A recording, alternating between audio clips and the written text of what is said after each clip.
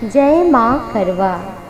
करवा चौथ व्रत कथा 2020। 4 नवंबर को 2020 में है करवा चौथ। करवा चौथ की पूजा का जो मुहूर्त है शाम को 5:34 से 6:52 के बीच में है। और अगर चाँद निकलने की बात करें तो इसका इंतज़ार हर स्त्री को होता है, हर पुरुष को होता है। करवा चौथ के दिन शाम को 8:12 के बाद में करवा चौथ के दिन चंद्रमा निकलेगा। तो आइए श्रवण करते हैं करवा चौथ व्रत की परम पावनी कथा।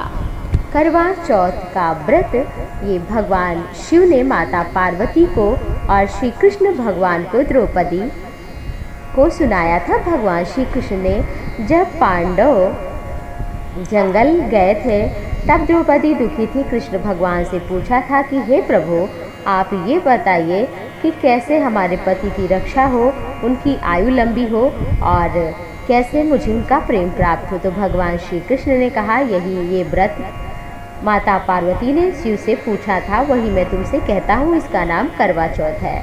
इसको तुम करो और गजानन माता पार्वती की, भगवान शिव की, सदानंद की, उनके पूरे परिवार की अर्चना वंदना करो और शाम को अर्घ्य दे करके चंद्रोदय के पश्चात पति के हाथ से पानी पीकर व्रत को खोलो। इससे तुम्हारे पति के प्रति प्रेम बना रहेगा और सदैव पति की रक्षा भी होगी। कथा इस प्रकार है, आइए हम सभी श्रवण करते हैं।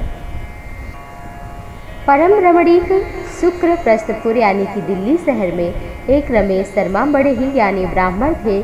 उनकी पत्नी लीलावती और उनके महापराक्रमी 7 पुत्र, एक सुंदर कन्या जिसका नाम वीरवती, आंखें नीलकमल के समान, चंद्रमा के समान मुक्ता, विवाह के योग्य हो गई।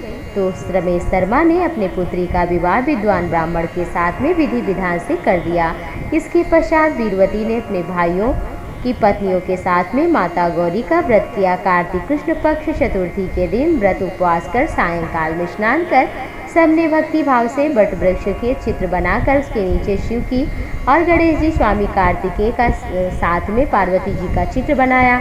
ओम नमः शिवाय धूप दीप पुष्प गंध आदि से गौरी का पूजन किया और पकवान इत्यादि बनाया। दीपक से युक्त 10 करवा गेहूँ गुड़ के बने पकवान और भी बहुत सारे फल फूल इत्यादि अर्घ दिया पूजा के पश्चात। और फिर अर्घ देना चाहती थी, प्रतीक्षा करने लगी। इसी बीच में वीरवती बाला बहुत भूख से पीड़ित हो गई, मूर्छित होकर जमीन पर गिर पड़ी। उनके भाई बांधो रोने लगे और पंखा करने लगे, ढांढस बजाने लगे कि चंद्रमा निकलने वाला है। एक भाई चिंता युक्त होकर एक बड़े वृक्ष पर चढ़ गया। बहन के प्रेम में दुखी होकर भाई ने जलती हुई लुकाठी जलाकर चंद्रमा के उदय का बहाना किया और कहा कि अर्घ देकर भोजन कर लो। इस प्रकार उसने ऐसा ही किया। फिर व्रत तो दूषित हो गया, जिससे उसके पति की मृत्यु हो गई। वीरवती ने जब देखा वीरवती ने मेरा पति मर चुका है, शिव जी का पूजन किया, 1 वर्ष तक पति को लेकर के निराहार व्रत किया और वो सती साध्वी नारी थी। भौजाइयों करक चतुर्थी का व्रत उसकी भौजाइयों ने भी किया, वीरवती ने भी उसी तरह से विधान से किया। जब उसी दिन देवकन्या इंद्राणी वहाँ करवा चौथ का व्रत करने के लिए स्वर्गलोक से आई तो वीरवती के पास वट वृक्ष के नीचे वीरवती ने इंद्राणी से सब बातें पूछी।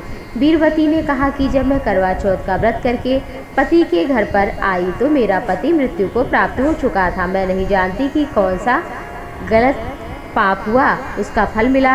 हे महेश्वरी, आप यहाँ आई हैं, हमारे भाग्य से कृपा करके पति को जीवित करिए। इंद्राणी ने कहा, हे सुबह, गत वर्ष जो तुमने पति के घर में करवा चौथ का व्रत किया था तो बिना चंद्रमा के उदय होने पर ही व्यर्थ अर्घ दिया था। इससे व्रत तुम्हारा दूषित हुआ, पति मृत्यु को प्राप्त हुआ। अब तुम यत्न से करवा चौथ का व्रत श्रद्धा भक्ति भाव से करो, इससे तुम्हारे पति को मैं जीवित करूंगी। भगवान श्री कृष्ण बोले, हे द्रौपदी, इंद्राणी के वचन सुनकर वीरवती ने विधि विधान से व्रत किया और जिसके कारण इंद्राणी ने प्रसन्न होकर जल से अभिषेचित करके उसके पति को जीवन दान दिया।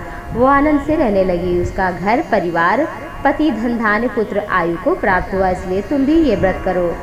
सूत जी कहते हैं कि ऋषियों इस प्रकार भगवान श्री कृष्ण के सुंदर वचनों को सुना। द्रौपदी ने तो करवा चौथ का व्रत किया, जिसके प्रभाव से संग्राम में कौरवों को जीतकर अतुलनीय राज्य को प्राप्त किया। आगे की कथा इस प्रकार है। एक साहूकार के सात बेटे और एक बेटी थी। जेठानी के सहित बहुओं और बेटियों ने करवा चौथ का व्रत रखा। रात्रि को साहूकार के लड़के भोजन करने लगे तो उन्होंने अपनी बहन को भोजन के लिए कहा। बहन ने उत्तर दिया, अभी तो चांद नहीं निकला, उसके निकलने पर ही भोजन करूंगी। बहन की बात सुनकर भाइयों ने क्या किया कि नगर के बाहर अग्नि जलाई और चल्ली ले जाकर उसमें से प्रकाश दिखाते हुए बहन से कहा, चांद तो निकला है, भोजन करो। ये सुनकर उसने कहा, ठीक है। अपनी भाभीियों से कहा। भाभीियों ने कहा, तेरे भाई तुझे फुसला रहे हैं, लेकिन वो नहीं मानी। भाइयों पर विश्वास किया और अर्घ देकर भोजन किया। फिर इससे गणेश जी अप्रसन्न हो गए। इसके बाद उसका पति सख्त बीमार हुआ, मृत्यु हो गई। जब अपने गलती का पता चला तो गणपति से प्रार्थना किया कि करवा चौथ का व्रत करूंगी श्रद्धा भक्ति भाव से, और उसने श्रद्धा भक्ति भाव से व्रत को किया। फिर उसका पति जीवित हुआ, आरोग्य को प्राप्त हुआ, धन संपत्ति युक्त हुआ। जो भी छल कपट त्याग कर श्रद्धा भक्ति भाव से नारी सौभाग्यवती इस व्रत को करती है, उसका पति लंबे समय तक जीवित रहता है। आगे की कथा इस प्रकार है। प्राचीन काल में करवा नाम की स्त्री थी। अपने पति के साथ नदी के किनारे एक गांव था, वहीं रहती थी। एक दिन उसका पति नदी में स्नान करने गया तो दैवयोग से वहां पर एक मगरमच्छ ने उसके पैर को पकड़ लिया और वो आदमी अपने पत्नी को करवा करवा कहकर पुकार रहा था। वो भागी हुई आई और मगर को कच्चे सूत के धागे से अपने पतिव्रत के प्रभाव से बांध दिया और धर्म के बल से यमलोक में पहुंची। यमराज से कहा, हे भगवान, मेरे पति को मगर ने पकड़ लिया है, आप उसके लिए नरक में डालो मगर को। करवा की बात सुनकर यमराज बोले, अभी तो उसकी आयु शेष है, मैं ऐसा कैसे कर सकता हूँ। यमराज की बात सुनकर बोली, आप ऐसा नहीं करोगे तो मैं अपने पतिव्रत प्रभाव से आपको श्राप दे दूंगी। यमराज डर गए और उसके पति को दीर्घायु बनाया, मगर को यमलोक पहुँचाया। तब से ये करवा चौथ मनाई जाने लगी। करवा माता जैसे अपने पति की रक्षा की, ऐसे हमारे पतियों की रक्षा करें। इस कथा को अवश्य ही श्रवण करना चाहिए। करवा चौथ के आगे की कथा इस प्रकार है। प्राचीन काल में परिवार में एक 7 बहुएं थी। बहुत अमीर परिवार की थी, इस कारण उनका बहुत ही मान सम्मान होता था। लेकिन सातवीं बेचारी, उसके मायके में कोई नहीं था। बहुत काम करती लेकिन कोई प्यार नहीं करता, सब तंग करते थे। त्योहार पर हर किसी बहू के घर से कोई न कोई आता तो वो देखती उसे भी दुख होता। हर वर्ष की बार एक बार करवा चौथ का व्रत आया। सभी बहुओं के घर से भाई करवा लेकर आए, लेकिन छोटी बहू के घर से कोई ना आया। सभी खरी खोटी सुनाने लगे। इससे दुखी होकर के वो निकल पड़ी और जंगल में जाकर रोने लगी। एक नाग वहीं बिल में रहता था। बहुत रोना सुना तो बाहर निकल आया और कहा, क्यों रो रही हो? नाग के पूछने पर छोटी बहू ने कहा, आज करवा चौथ है, यदि मेरा कोई भाई होता तो करवा लेकर जरूर आता। नाग को बड़ी दया आई। नाग ने कहा, बहन तुम घर पर चलो, अभी करवा लेकर आता हूँ। थोड़ी देर बाद नाग बहुत सा सामान लेकर घर पहुँचा। इतना सामान देखकर घर वाले बड़े प्रसन्न हुए। सास ने प्रसन्न होकर छोटी बहू को नाग देवता के साथ भेजा और बहू को अपने महल में ले गया। कहा कि यहाँ जब तक मन करे आराम से रहो, लेकिन सामने की नांद कभी मत खोलना। बहू बहुत दिनों तक महल में आराम से रही, परंतु एक दिन जब कोई नहीं था, नांद उठाकर देखा छोटे छोटे सांप के बच्चे इधर उधर भागने लगे। घबरा गई बेचारी, नांद को ढक दिया, लेकिन एक सांप की पूंछी नांद के नीचे आने से कट गई। कुछ देर बाद जब महल में नाग आया तो बहू ने सारी बात बताई, गलती के लिए क्षमा भी मांगा। नाग ने तो क्षमा कर दिया, लेकिन कुछ दिन बाद छोटी बहू ने ससुराल जाने की इच्छा की तो नाग देवता ने धन सोना आदि देकर विदा किया। इतना धन देखकर तो ससुराल वाले बड़ी इज्जत करने लगे। जिस सांप की पूंछ कटी थी तो उसे तो सब कुछ कटा कहते और परेशान करते। एक दिन परेशान होकर माँ से इसका कारण पूछा कि पूंछ हमारी कैसे कटी। कहा माँ ने कि बहू के नांद उठाने से घबराहट में तेरी पूंछ आने से कट गया। तो सांप बोला, मैं बदला लूँगा। माँ ने बहुत समझाया, नहीं माना। एक दिन मौका पाकर छोटी बहू के घर में घुसा और काटने की सोचने लगा। तभी बहस करने की आवाज़ सुनाई देने लगी।